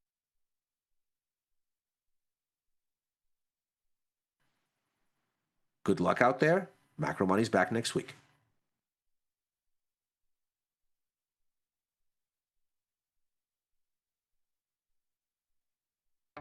The market doesn't stop. So why should you? Diversify your portfolio with stocks, options, futures, crypto, and more from Tasty Trade. Focus on the markets that matter to you. See the odds before you trade using curve analysis, IV rank, and more tools. Get industry insights that help you find your next trade right where you need it. Tasty Trade. Download today. I got Joe. Joe in Houston, what's up? Just want to call in and say I really appreciate everything. I started trading and learning from you guys about 6 years ago. You know, it was you guys' work and the platform that got someone like me that didn't really know anything about the market capable of really outperforming the market now for, 5 out of the last 6 years. And so just, I really appreciate you guys. I can't think of another company where I can pick up the phone and call the CEO, the trade desk, and reach somebody as quickly as I can there. So just really appreciate everything and what you're doing for guys like me out here. What you're doing is really spectacular. So really appreciate it. Thank you, my friend. I really appreciate it. You made my weekend, man. Got friends? Get $250. We'll give you a bonus for each qualified person you refer to Tasty Trade. So spread the word and earn rewards. Terms and conditions apply.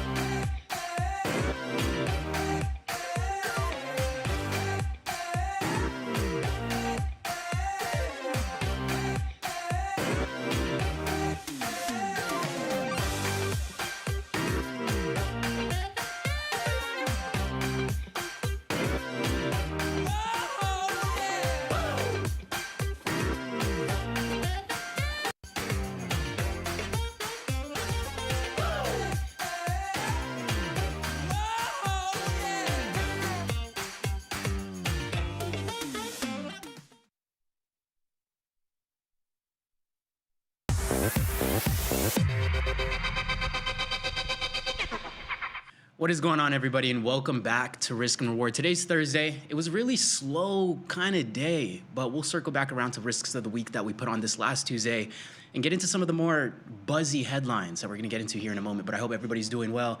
Gus, my brother, how we doing? Yeah, I'm doing good. It's been a slow grind upward today, Right. and that's sort of been the trend. I feel like for the last 2 weeks ish. Really, it's just these little tiny green days. Nvidia, down inside move after earnings yesterday. It wasn't enough to stifle the market. There was a point yesterday when after market, as the earnings were coming out, they had dropped like $20, and I was thinking, this might Right, what get was the dicey. initial reaction? It might get We were all dicey for the watching. market. Yeah, but then Yeah. it wound up just going back up and was essentially a big nothing burger. And yeah, we make slightly higher highs, so I'm here for it. I hear you. No, Nvidia was a little anticlimactic, I think is a good way to kind of put it. In terms of over here on my end, nothing really sticking out like a sore thumb. I mean, Celsius is doing pretty well. I didn't take part in Nvidia, and because it was a nothing burger, now I don't even know how I want to play this post earnings. Yeah. Right? Yeah. I mean, yeah, it's exactly what I was saying to you yesterday. I was kind of expecting a parabolic reaction one way or the other, and I was just going to take the opposite angle, but it really didn't pan out that way. So now we're just back to standard Nvidia, and yeah, the IV got crushed on Nvidia today too. There was some cheap calls that I was eyeing, but decided to lay off. Yeah. We'll see how, they circle back around.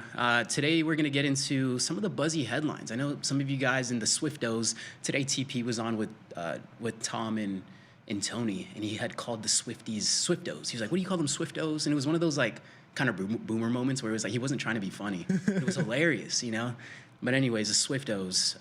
Travis Kelce and Taylor Swift getting married. I think I saw that coming. I just felt the vibe. Yeah. But they're making headlines now, which we'll get into here in a moment. Yeah, it's been a long time coming. news. Yeah, great. It's just like I'm not even like alleging that they don't love each other. This is a PR relationship or something. That's not my allegation. I'm not even making an allegation. Just objectively, this is like one of the greatest business relationships that you could ever have, ever. Right. So yeah, Bob asking about college football picks. I'm torn on Texas versus Ohio State. We'll circle back, Bob. I'll talk some college football at the end of this thing. Don't you worry. Anyway, American Eagle's generational run. Yes, American Eagle, two of the better ad campaigns that I can remember, especially in terms of tangible impact on your share price and your market cap, back to back here. So let's dive right in. A little bit of background, a little bit of context. As we know, American Eagle is not new to being in the headlines as of recently, but American Eagle is coming off of a month-long flare-up around Sydney Sweeney having great genes, right? We had a lot of controversy over this, and critics said it echoed eugenics imagery, right? So one thing I was talking about earlier today with Sahil was the fact that, and we won't go too much of a tangent, but just the fact that playing the race, right, and kind of putting race against each other is just an extremely profitable marketing strategy, which we'll get into deeper here in a little bit. But American Eagle publicly defended the spot as being about the genes Sydney Sweeney actually wore, and it wasn't anything about eugenics, right? So they came out, took a stand, stood on business, and it looked like it panned out in their favor in the short term, at least. But we can go ahead and go over to this next slide here. But we got some new news on the radar. So what's going on over here, Gus? Yeah, so Travis Kelce is now partnered with American Eagle for a little ad campaign. For those unaware, if you are somehow unaware, Travis Kelce is a very good tight end, 10-time Pro Bowl, 3-time Super Bowl champion tight end for the Kansas City Chiefs. Very close personal friend and confidant of Patrick Mahomes. There's your rundown on Travis Kelce. He's recently launched his own clothing line, which is called True Colors, colors with a K, so that it's his initials, TK. Mm-hmm.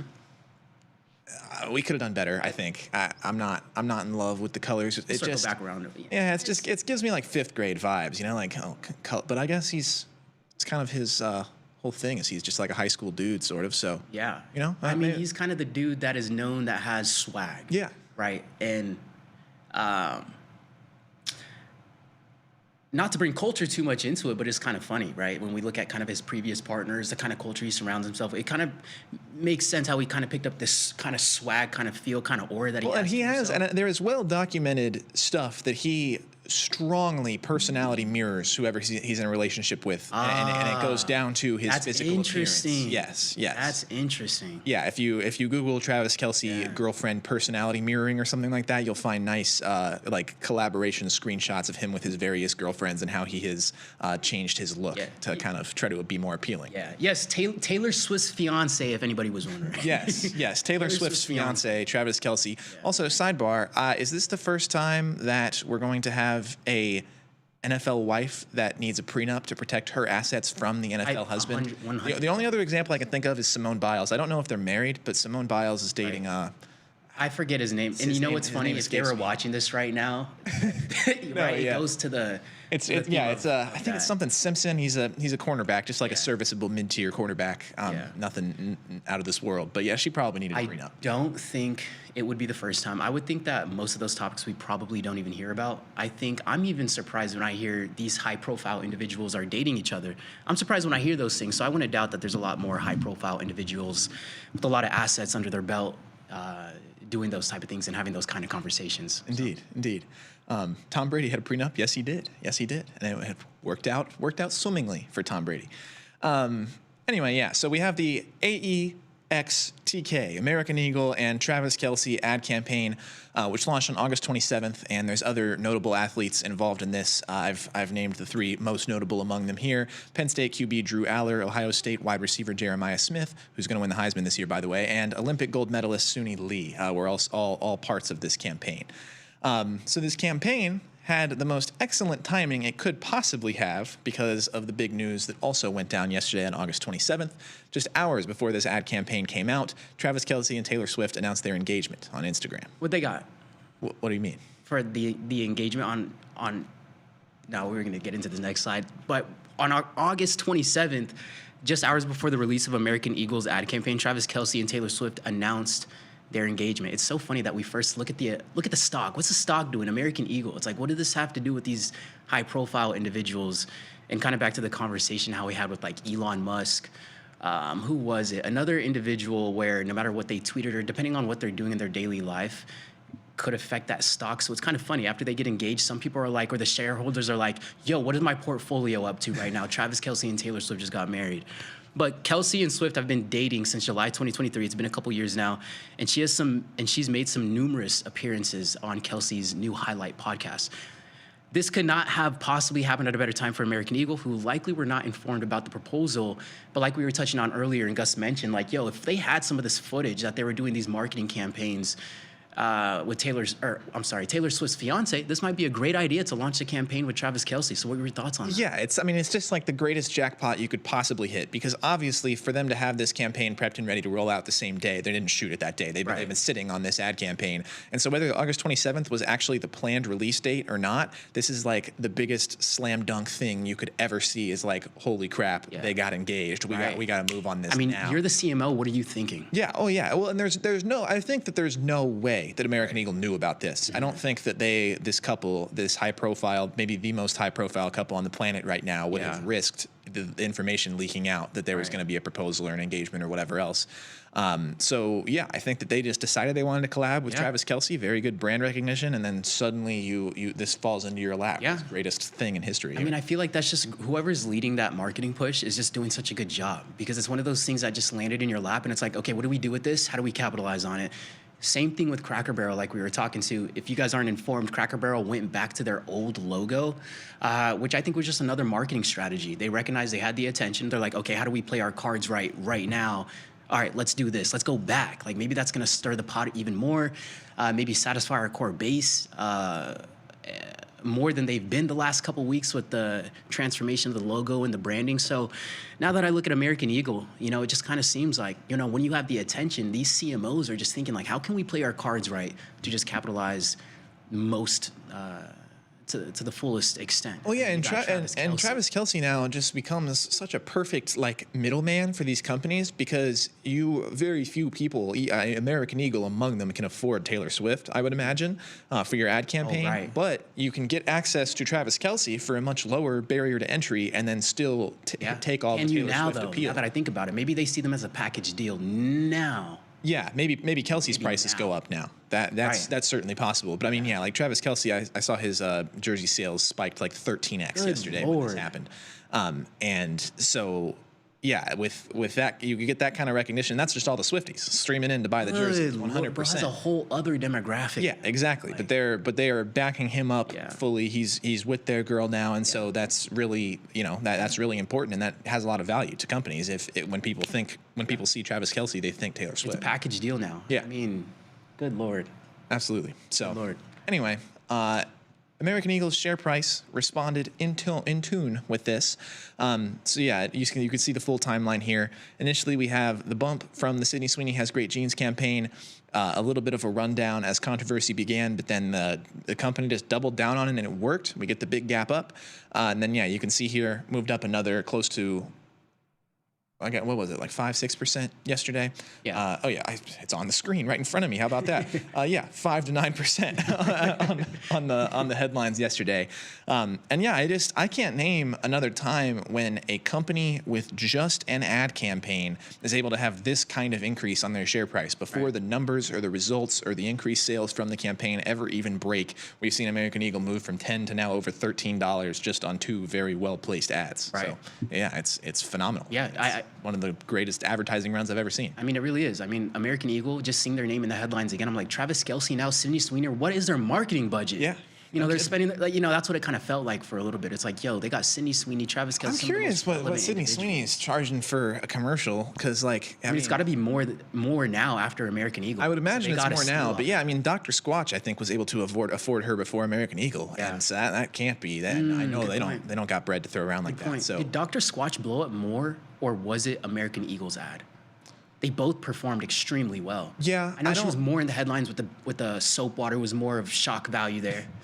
Yeah, I don't know. Dr. Squatch, I don't think they're a publicly traded company unless they're very small. I'm sure they're owned by some larger owner. It's like they're actually still sold out for like the next 3 months. It's like, don't ask me how I know. Yeah, but the bathwater soaps, that was interesting. I've said it on stream before, and I can't believe I'm about to say it again. But guys, don't buy bathwater. Don't buy somebody's bathwater. You don't need it. I promise.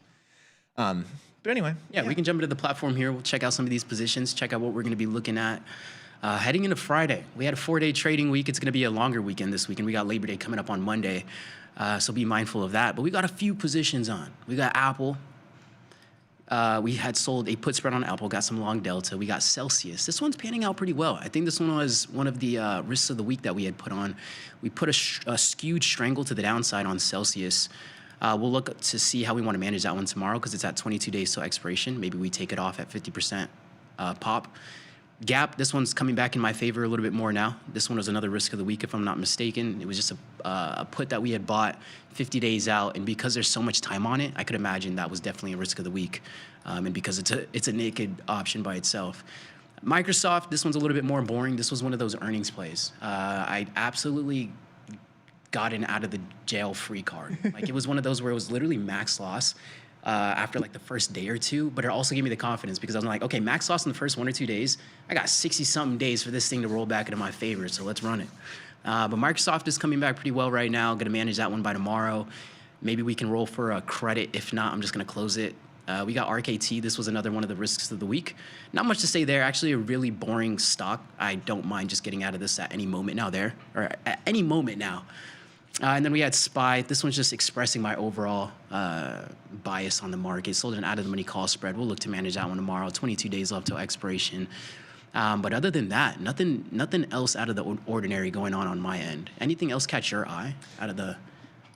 Yeah, nothing too crazy. I did put on a bullish put spread in HRL this morning. I think that's Hormel Foods. Hormel Foods. Okay. Pure price action play. They had an earnings call. Wow. Yeah, they had an earnings call that I just didn't think was that bad. They matched, slightly beat revenue, missed EPS by a little bit, and they actually said that their year-over-year sales growth had come in 6% over analyst expectations. Yeah. Took a gigantic dive on the EPS miss, and I just feel that it's unjustified. I think we'll gap fill here pretty quick. So on that one, I am long the 26 and short the 28 put in the October 17th cycle. That's 50 DTE. I also threw on maybe the most degenerate trade I've made since I've been working here. Ticker wise or trade wise? Both. It's both. So Tilray, TLRY is the company. This is a weed company. Marijuana. Yeah. It's had its runs throughout the years. It's been as high. It's been over $10 at times, and it's been below $1 a lot more times than that. Wall Street Bets has gotten a hold of this one again, and there is, to be fair, there is some broader pending cannabis legislation that could work out well for Tilray, which is part of the reason for the uptick. But this is mainly because Wall Street Bets and similar meme stock enthusiasts are getting their hands on Tilray. I think this company could go to zero tomorrow, like for real. This company is terrible. Their financials That's are exactly terrible. why they're popping up. The fundamentals are so bad. They've missed earnings expectations, which, by the way, are always negative EPS for 6 earnings calls in a row. Their last earnings call, they missed earnings by, this is not a typo, 5,200%.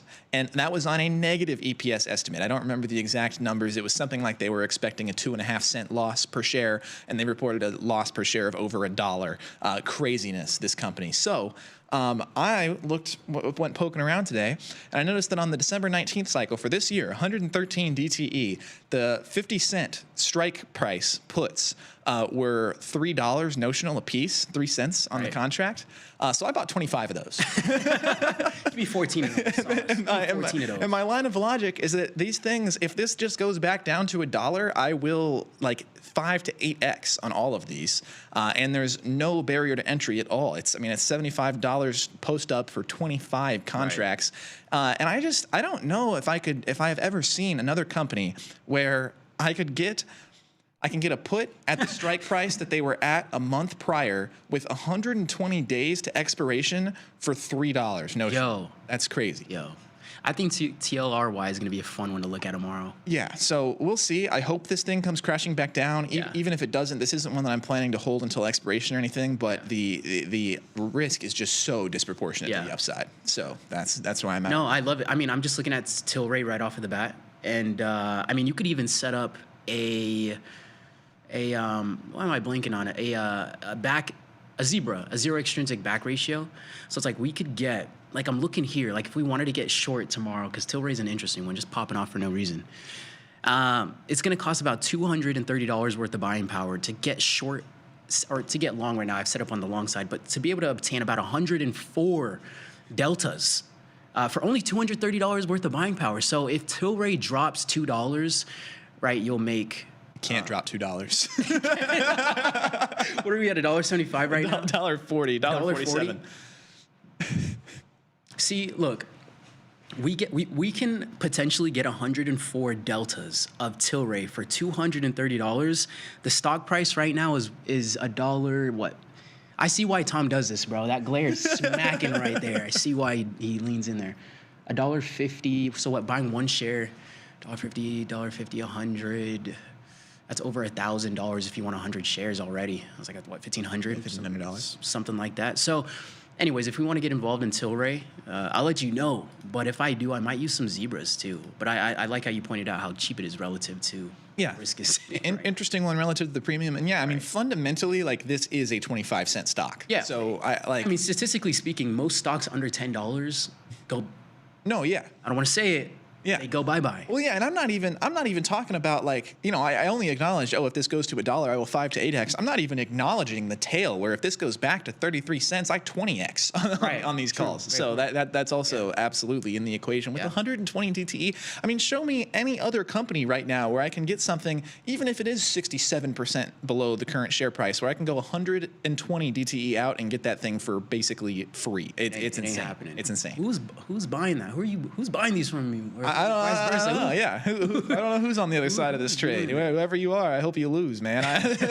Yeah, it's crazy town. So, and this thing does take swings. There is absolutely tail risk the other way, but my risk of ruin is $75. I don't really even care. So yeah, this is a little bit of a degenerate one. It's a degenerate ticker. It's a degenerate play, but I'm going for it. Honestly, I say we pitch this to Tom. I think he'd have fun with it. Like, if the risk reward makes sense, no matter how like shitty of a company we might think it is, if it makes sense from a trader's perspective, maybe he'll risk reward entertain makes sense it because of what a shitty company it is. Exactly. That's the whole point. 100%. I mean, we don't trade off of fundamentals. If we were trading off of fundamentals, we would have just been buying everything blindly. And it's like, ironically, maybe that should have been the move the whole time anyways with upwards drift. Which one is Snoop Dogg's? Ask me a deal. Does Snoop Dogg have a publicly traded weed company? Snoop Dogg public weed company. Snoop Dogg way too. He might own some type. He's got to have ownership in something. Probably doesn't own the company. He owns a cannabis lifestyle brand and marketplace called Smoke Weed Every Day, which is SWED. SWED is what it's actually called. He trademarked that. Smoke weed every day. He probably could get a trade. Surely, right? He did. Maybe he did. We'll take a quick look at NASDAQ. I know I was talking about risks of the week in NASDAQ. Didn't get on that short position. But it's looking like we could still get it tomorrow. So I know we were looking at a few levels. It's unavailable. A trademark is unavailable under federal protection because cannabis. Really? Yeah, they won't do trademarks. The U.S. Patent and Trademark Office does not register marks for federally unlawful goods. Oh, so they consider marijuana as a federal good now? Yeah, marijuana it's not a federal, it's federally unlawful, which is why, like, if you go to a dispensary, you have to pay cash still, like, to this day, is because banks won't deal with it because it's federally illegal, and it's a whole weird nuanced thing. Yeah. But anyway, that was Tim. I'm on your head, government. I think it's Dr. Dre, too, right? I'm on the government's head about the whole marijuana situation. That whole situation's still so effed up, bro. It is. It's so messed up. Hey, you want to quit this job and get into lobbying? Might as well, right? And I think you already started by what are you, shorting till rate or longing till rate? I guess think you already that's started kind of the opposite of what we're trying to do with the lobbying. Let's wait 119 days and then we can start lobbying. Snoop Dogg invested in Ease, a California-based on-demand medical marijuana delivery startup, often described as the Uber for weed. Okay, thank you, big deal. I guess double whammy. It does not surprise me that Snoop Dogg has equity in multiple weed companies. Uber for weed, brother. We used to call these differently growing up. We used to call those people something else. That's true. Uber weed. That's true. You're an unlicensed pharmacist. Yeah. Casa Verde Capital, Snoop Dogg's cannabis venture capital firm. Interesting. Appreciate the details, big deal. That's all fascinating stuff. This was Timberland Nuss. To circle back, Ohio State with the points. That's my take. I think Ohio State's defense is going to eat Arch Manning alive. He doesn't really have a lot of run, and especially not against good teams. Julian Sayin is still unproven, so I'm not exactly sure, but I think Ohio State's defense is just going to be superior. So yeah, Ohio State with the points and under. That's my prediction there. I don't even know what the number is. I'm going Ohio State. 49.5 or better. I'd like the under. What is it? I'm going Ohio State. 47.5. Good line, Gus. Damn. Is that Ohio State for the win? You're an Ohio State guy. Yeah, I mean, I did. Yes. Let me be abundantly clear about my bias because there's two of them. Yeah, let's hear them. One, I grew up a diehard Ohio State fan. Both my parents are alumni of the Ohio State University. Two, I myself am an alumni of Texas A&M University and detest Texas. However, I try to be impartial in my handicaps, and I think I am being impartial in this one. I don't think Arch Manning is all that. If you want me to give a broader strokes thing, I do not think he will be a Heisman finalist. I think there's a chance he's not a first-round draft pick. I think from when he was in high school playing against 3 and 4A comp, by the way, he has always been inflated because of his last name, and he's very unproven. That's my take on Arch Manning. I think he'll be serviceable and solid, and Texas is really good, and they'll win 10 games. I'm not there on Arch Manning, though. Yeah, it's a valid take. You know what I think is pretty funny? I think with everything with Shedeur, I think that nepotism is a thing and will always be a thing. But I think especially within college football, it'll go down a little bit more because there's going to be a lot more scrutiny when it comes down to last names, especially after what just happened with Shedeur and just the attention it got. So I think for a last name to get through, the public's just going to put on a lot of pressure. that it's a suitable job for whoever it is, because there's been so much attention brought to the draft because of last names. Yeah, and especially because Manning even carries way more weight than Sanders. You're talking about two different Super Bowl winning quarterbacks. Yeah. And then, I mean, Archie Manning was a crazy famous NFL guy forever. Cooper Manning is the third brother. He's actually Arch Manning's dad. Yeah. Everybody always says Peyton and Eli's nephew. Put some respect on Cooper Manning, damn it. And furthermore, the award they give out every year for the best college quarterback is called the Manning Award, which is kind of crazy. Yeah.